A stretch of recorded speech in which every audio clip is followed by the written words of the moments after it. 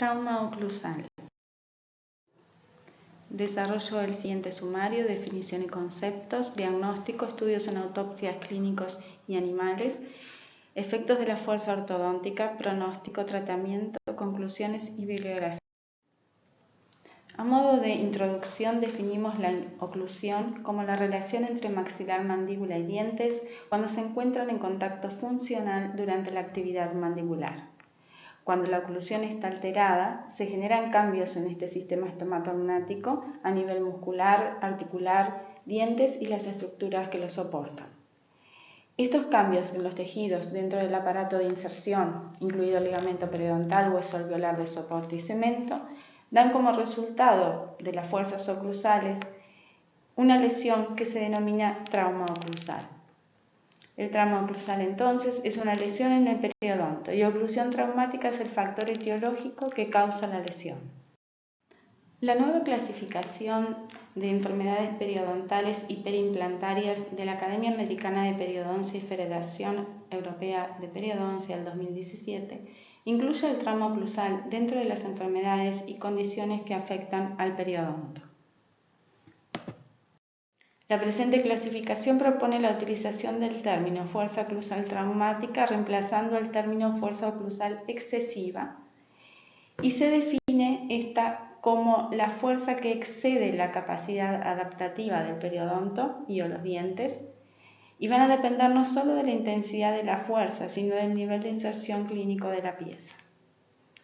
Esta fuerza oclusal traumática puede provocar traumatismo oclusal, o sea, la lesión, y a nivel de las piezas dentarias también manifestarse por lesiones de periodonto, excesivos desgastes dentarios o fracturas. ¿Cómo clasificamos al trauma oclusal según el terreno? El traumatismo oclusal puede ocurrir tanto en un periodonto que esté intacto como en un periodonto reducido por causas de enfermedad periodontal. Si sucede en un soporte periodontal intacto, esto quiere decir con niveles clínicos de inserción y óseos normales, denominamos esto trauma oclusal primario. Y es una lesión que produce cambios en los tejidos debido a las fuerzas oclusales excesivas que están aplicadas al diente. Cuando el soporte periodontal está reducido, la lesión se define como trauma oclusal secundario. Aquí ya teníamos pérdida de inserción y pérdida ósea. En este caso, las fuerzas oclusales tanto pueden ser fuerzas excesivas o fuerzas normales o pequeñas, como dice el INDE, igualmente ocasionar lesiones traumáticas o adaptación del periodonto. También podemos clasificar según la evolución y sintomatología en agudo, que está producido por un cambio repentino en la oclusión, por ejemplo, la masticación de un alimento duro, una restauración que quedó alta.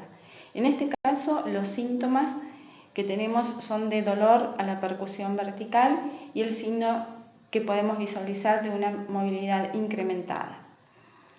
Respecto al trauma crónico, este sucede por cambios graduales en la oclusión a través de desgastes dentarios, cambios en la posición dentaria o presencia de bruxismo como hábito parafuncional. Diagnóstico. ¿Cómo diagnosticamos el trauma oclusal? Debido a que el trauma se define y diagnostica sobre bases de los cambios histológicos en el periodonto, no es posible un diagnóstico definitivo del trauma sin una biopsia. Dado que este procedimiento no es viable a nivel clínico, nos valemos de indicadores clínicos y radiográficos que usamos para ayudar en un diagnóstico presuntivo del trauma. Estos signos y síntomas clínicos pueden indicar o ser comunes a otras patologías, por lo tanto debemos hacer un diagnóstico diferencial para determinar la causa, con lo cual podemos considerar procedimientos diagnósticos suplementarios como pruebas de vitalidad pulpar, evaluación de hábitos parafuncionales y periodontitis, para poder realizar esa causalidad o encontrar la causalidad. Uno de los primeros signos que tenemos en esta lista es el frémito. El frémito es la vibración dentaria, que puede ser única o múltiple al entrar los dientes en contacto oclusal. Se evalúa colocando el pulpejo del dedo a nivel del cuello dental por vestibular y pidiendo al paciente que realice los movimientos de cierre y excursiones mandibulares. Este es un signo secundario, no es patognomónico de la enfermedad periodontal, del trauma oclusal. Respecto al otro signo es la movilidad. En presencia de trauma oclusal, la densidad del hueso alveolar disminuye y el ancho del espacio del ligamento periodontal aumenta a expensas tanto de la pared alveolar como de la superficie de la raíz. Esto va a conducir a los signos clínicos que son los más distintivos del trauma oclusal: el aumento de la movilidad dentaria y un ensanche radiográfico del espacio del ligamento periodontal. Respecto a la movilidad, podemos distinguir lo que es la movilidad incrementada de la movilidad progresiva. La movilidad incrementada debemos ver cuál es su etiología, ya que no solamente puede ser debido al trauma oclusal, sino también a la reducción de la altura del hueso alveolar por enfermedad periodontal, ya sea estén presentes defectos óseos angulares o no. Puede ser por orden sistémico, causas hormonales. ¿Y qué caracteriza a esta movilidad incrementada? Es que no aumenta con el tiempo, que el periodonto tiene una composición normal y que el ligamento está ensanchado. Consideramos entonces a esta movilidad como una movilidad fisiológica. ¿Por qué fisiológica? Porque si evaluamos el desplazamiento dentario de un punto situado en la raíz a nivel de la cresta ósea de dos dientes, uno con altura normal de hueso y otro disminuido, ambos se desplazarán en igual magnitud. Desde el punto de vista biológico, lo importante es el desplazamiento de la raíz dentro del alvéolo y no lo que es el desplazamiento coronario. En cuanto a la movilidad progresiva, es el signo patognomónico de trauma oclusal. Y esto requiere de registros periódicos a lo largo del tiempo para determinar que esa movilidad está incrementándose. Esta movilidad la denominamos como movilidad patológica. Esta movilidad tiene ciertas características como es la reabsorción ósea activa y la inflamación del ligamento periodontal. Otro de los signos es la migración dentaria. Es el desplazamiento dental cuando se altera el equilibrio entre dos factores que conservan la posición fisiológica de los dientes. Y generalmente está acompañada de movilidad y rotación y puede ocurrir en cualquier dirección. Puede ser provocada por ausencia de dientes vecinos o antagonistas. Ahora, ¿por qué bien sucede la migración dentaria? El diente con soporte débil no conserva la posición en el arco y se aleja de la fuerza a menos que lo impida el contacto proximal. La incorrecta relación del punto de contacto va a producir fuerzas mesializantes, lo que va a provocar el desplazamiento dental oclusal e incisal. Y mientras cambia la posición, recibe cargas oclusales anormales, que eso hace un agravamiento en la destrucción periodontal y, por consecuencia, la migración dentaria. Según Carranza, la migración patológica se debe al periodonto debilitado y se vuelven más dañinas las fuerzas cuando la altura decrece. Otro de los signos son los desgastes dentarios. La capacidad fisiológica de adaptación del periodonto va a depender de la característica de la fuerza oclusal en cuanto a la magnitud, intensidad, dirección, duración y frecuencia, y también a la resistencia del periodonto en cuanto a calidad y cantidad. Es así que, dependiendo de esa resistencia frente a la fuerza oclusal, podemos tener una respuesta a nivel dentario con formación de facetas de desgaste, incisal, a nivel incisal y a nivel de cúspide. De lo contrario, si ese periodonto está débil, su resistencia está debilitada por los dos motivos que hablábamos anteriormente en cuanto a calidad y cantidad, puede que responda a través de movilidad y migraciones. El otro signo es el ensanche del ligamento periodontal. Histológicamente, un diente que está afectado por trauma oclusal muestra diferentes zonas de tensión y presión dentro del periodonto adyacente. La ubicación y la gravedad de esas lesiones varían según la magnitud y la dirección de la fuerza aplicada. En el lado de presión, esos cambios pueden incluir un aumento en la vascularización, la permeabilidad, la hialinización, necrosis del ligamento periodontal, hemorragias, trombosis, resorciones óseas y en algunas instancias también reabsorciones del cemento. Del lado de tensión, estos cambios pueden inducir al alargamiento de las fibras del ligamento periodontal y la posición de hueso alveolar y cemento. Como resultado del trauma sostenido, sucede que la densidad del hueso alveolar disminuye, mientras que el ancho del espacio del ligamento periodontal aumenta. Esto va a conducir a un aumento de la movilidad dental y con frecuencia el ensanche radiográfico de ese espacio del ligamento va a estar limitado a la cresta o puede estar en toda la superficie dentaria. ¿Qué asociación existe entre trauma oclusal y enfermedad periodontal? Esto se estudió desde las primeras décadas del siglo XX, Carol, Box y Stillman. Ellos afirmaban que había un factor etiológico del trauma oclusal en la formación o la producción de la enfermedad periodontal y que existía una formación de bolsa vertical en uno o más dientes. Estos experimentos eran criticados porque carecían de controles adecuados y porque el diseño experimental de los estudios no justificaban las conclusiones a las que arribaron. A partir de 1941, con Weidman y Orman, desecharon esa posibilidad. Otros estudios de investigación a partir del año 1965 con Glickman y Werhau en material de autopsias humanas y luego los estudios clínicos y experimentales en animales llegaron a las actuales conclusiones. Glickman afirmaba de que la vía de diseminación de la lesión gingival asociada a placa podría cambiar si se aplicaban fuerzas de magnitud anormal. Él explica el concepto de la siguiente manera: divide las estructuras periodontales en dos zonas, de irritación y de codestrucción. La zona de irritación, comprendida por la encía marginal e interdental, en presencia de placa, esta zona causaría inflamación a nivel de los tejidos.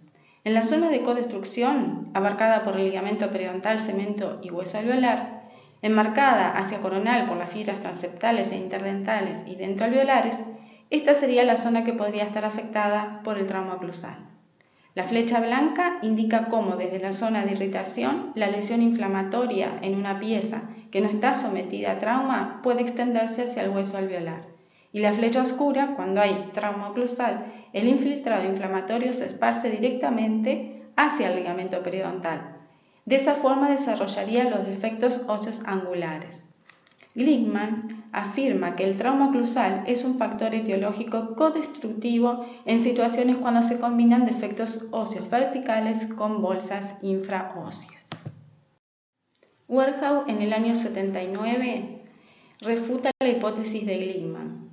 Él relacionó la distancia entre la placa subgingival y la periferia del infiltrado inflamatorio asociado a la superficie de hueso alveolar adyacente, y afirma que las reabsorciones óseas verticales y las bolsas patológicas infraóseas se van a producir siempre y cuando el hueso alveolar es relativamente ancho y la biopelícula alcanza un nivel más apical que la del diente vecino, que la pérdida de inserción y la reabsorción ósea son exclusivamente resultado de lesiones inflamatorias producidas por la biopelícula subgingival, y concluye que la reabsorción ósea vertical y las bolsas infraóseas se van a producir tanto que exista o no trauma oclusal.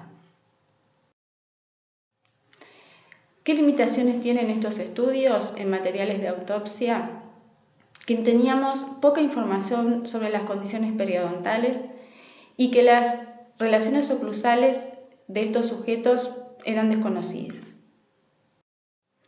Otros estudios que aportaron sobre la relación entre enfermedad periodontal y trauma oclusal fueron los experimentos en animales. Los más significativos realizados en la década del 70 fueron los realizados en el Centro Dental de Eastman en Rochester y los de la Universidad de Gotemburgo en Suecia. Se refieren a estos tanto como estudios americanos o estudios escandinavos respectivamente. El grupo americano utilizó aplicaciones repetidas de fuerzas de ortodoncia en los dientes de los monos ardilla. El grupo de Escandinavia utilizó fuerzas oclusivas similares a la de una restauración alta en perros Beagle. Ambos estudios o grupos examinaron los efectos del exceso de las fuerzas oclusales en el periodonto con una duración de unas pocas semanas hasta 6 meses, tanto en presencia como en ausencia de periodontitis bacteriana inducida por placa. A pesar de los diferentes modelos animales y los diferentes tipos de fuerzas oclusales aplicadas, obtuvieron resultados similares y concluyeron que sin inflamación inducida por placa el trauma oclusal no causa pérdida ósea irreversible y por lo tanto el trauma oclusal no es un agente causante de periodontitis. Los estudios realizados en animales sugieren que el trauma oclusal no causa periodontitis, pero puede ser un cofactor que acelere la progresión de la enfermedad periodontal. También se realizaron diferentes estudios clínicos que evaluaron la asociación de la movilidad progresiva como uno de los signos clínicos de trauma oclusal con diferentes parámetros clínicos de enfermedad periodontal. El estudio de Gini y colaboradores observó que los dientes con movilidad tenían mayor profundidad de sondaje, pérdida de inserción y pérdida ósea comparado con los que no tenían movilidad. También Filstrom, en 1985, en un estudio de varios parámetros clínicos en primeros molares superiores en 300 pacientes con enfermedad periodontal, observa similares resultados. Las piezas con movilidad tenían estos parámetros de profundidad de sondaje, pérdida de inserción y pérdida ósea en mayores valores comparados con los que no tenían movilidad. También se estudió cómo responde al tratamiento periodontal las piezas dentales con movilidad, y Flexer obtuvo menos ganancia de inserción en dientes con movilidad comparados con los que no lo tenían. Otro estudio de Cortellini observó cómo respondían las piezas dentales con movilidad frente a tratamientos de regeneración. Tampoco obtuvo buenos resultados comparados con piezas que no tenían movilidad. Estudios clínicos también evaluaron qué sucedía cuando se realizaban tratamientos en las discrepancias oclusales. Uno de ellos fue Bargett en 1992, en un ensayo clínico controlado donde evaluaron el efecto del tratamiento de la oclusión sobre los resultados de la cicatrización luego del tratamiento periodontal. Este estudio demostró que en un grupo de pacientes con enfermedad periodontal existente mejoraba la cicatrización si el trauma se minimizaba mediante el ajuste oclusal. Otros estudios evaluaron la influencia de las discrepancias oclusales en la progresión de la periodontitis. Harrell y Nunn, en 2001, en una serie de estudios retrospectivos, encontraron que los dientes con discrepancias oclusales tenían profundidades de sondaje iniciales significativamente más profundos, con mayor movilidad y pronósticos más pobres que los dientes sin discrepancia. Concluyen que estas discrepancias pueden ser un predictor significativo en el aumento de las profundidades de sondaje en el tiempo, generando una mayor movilidad y un peor pronóstico. Como conclusión, los estudios en animales y en humanos han indicado que existe asociación entre trauma oclusal, discrepancias oclusales y la progresión de la enfermedad periodontal. Todos los investigadores estuvieron en concordancia que las fuerzas traumáticas no inician la enfermedad periodontal inducida por placa o pérdida de inserción. La terapia oclusal no es un sustituto del tratamiento periodontal, pero puede ser beneficioso en conjunto con el tratamiento periodontal en presencia de indicadores clínicos de trauma oclusal. Debemos hacer un examen cuidadoso de la oclusión del paciente y registrarlo antes y después del tratamiento. Respecto al efecto de la fuerza ortodóntica y el periodonto, el estudio realizado por Stenvik sobre cómo afecta movimientos de intrusión a nivel de la pulpa y la dentina observa que la fuerza ortodóntica no controlada puede afectar negativamente el periodonto y dar como resultado respuestas de reabsorción radicular, alteraciones pulpares y reabsorción ósea alveolar. Otro estudio realizado en monos por Wenstrom evaluó la reacción de los tejidos periodontales en movimientos ortodónticos. El estudio enfatiza la importancia de realizar un control adecuado de la placa durante la terapia de ortodoncia y también de aquellos movimientos, sobre todo hacia vestibular, que deben de ir precedidos de un examen cuidadoso en cuanto a las dimensiones de los tejidos. Mientras que el diente se pueda mover dentro del proceso alveolar, el riesgo de los daños sobre el tejido gingival van a ser mínimos, independientemente de las dimensiones de los mismos. Sin embargo, si el movimiento resulta en un establecimiento de una dehiscencia ósea, eso podría estar dependiendo directamente del volumen o espesor de los tejidos blandos, considerándolo esto como un factor que influye en el desarrollo de una posible recesión gingival, tanto durante como después del tratamiento de la ortodoncia. Cuando la encía tiene un espesor fino, tiene una menor resistencia a desarrollar la recesión gingival en presencia de placa bacteriana. Otros estudios clínicos han demostrado que con un buen control de placa, los dientes con periodonto reducido pero sano pueden experimentar un movimiento dental exitoso sin comprometer el soporte periodontal. Una última revisión sistemática respecto a los efectos de la terapia ortodóntica sobre la salud del periodonto concluye que la evidencia existente sugiere que el tratamiento de la ortodoncia tiene efectos perjudiciales mínimos para el periodonto. Respecto al pronóstico, estudios realizados por Maguire y Nunn indicaron que para los pacientes con enfermedad periodontal, el tratamiento del tramo oclusal mejoraba los resultados y que de lo contrario aumentaban al doble las posibilidades de perder piezas dentales y pérdida de inserción si no se realizaba tratamiento en presencia de hábitos parafuncionales y movilidad.